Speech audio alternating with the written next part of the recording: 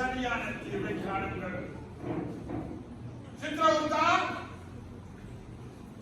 என்னுடைய தீர்ப்பு வருகின்ற 5ஆம் தேதி ஒத்துழைக்கப்படும்.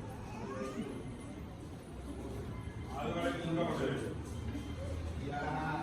ஐயா சாப்பாடு மட்டும் ஐயா ஐயோ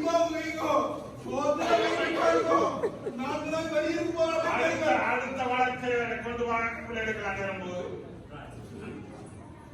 அடுத்த வழக்கு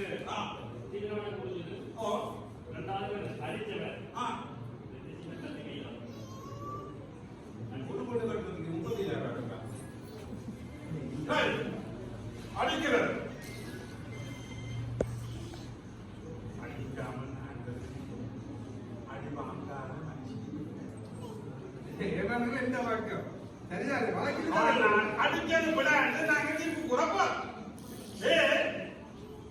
ஒருத்தர் மீது வன்முறையை பிரயோகிப்பது ஏமதர்ம சமயம் இருக்கக்கூடாது என்பதை உனக்கு தீர்ப்பிடுகின்றேன். அவன் என்ன செஞ்சுவா தெரியுமோ? தண்ணி இருக்க போனா சும்மா போற இல்ல, அங்க 10 குரணி கதை கிடைக்கிறது. இங்க கடைக்கு போனா சும்மா வரதில்ல, கடைக்காரனோட இழிச்சு கிடைக்கிறது. பள்ளிக்கூடத்துக்கு போனா சும்மா இல்ல, மாஸ்டரோட மசிஞ்சு கிடைக்கிறது. இப்படி கதை இந்த காலேஜ் வருது, இப்படி அவன் கண்டுபிடிக்க முடியுது. எத்தனை பேர் என்ன கேள்வி கேட்கிறார்கள்? முதல் உங்களுக்கு தெரியுமே, ஐயோ அவங்க பண்ணா உங்களுக்கு தெரியும்.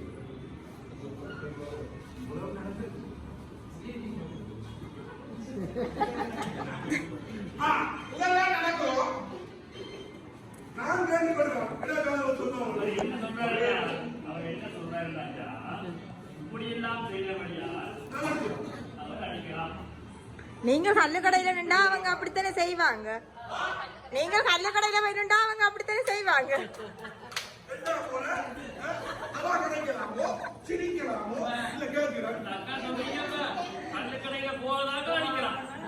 கல்லுக்கடைக்கு போகாதாக்கள் அடிக்கலாம் இல்ல, மெரிசியோட கல்லுக்கடைக்கு போகாம சந்தோஷமா இருக்கணும்.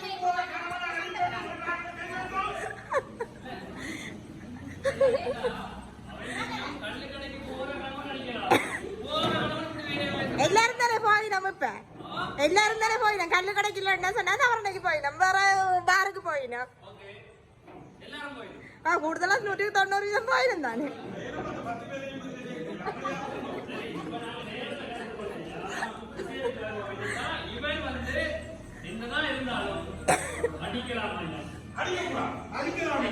அடிக்க கூடாது,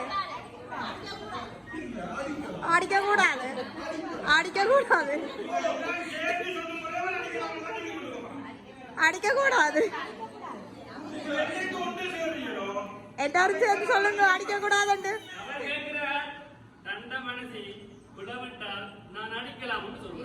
இல்ல அடிக்கலாம். அப்ப அப்ப கணவன் புலவிட்டா மனசி மேலும் அடிக்கலாம் தானே.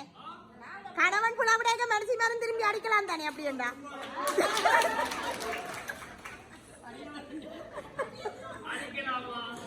இல்லை, அடிக்க கூடாது.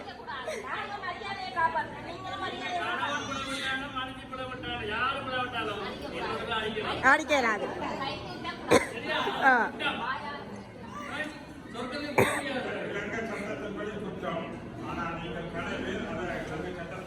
கொண்டு போய் அப்படி எங்களை பாதுகாக்கிறாங்க.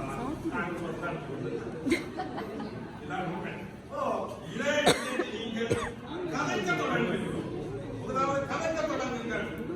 ஒரு நிலையில நீங்கள் கதைக்க தொடங்குங்கள்.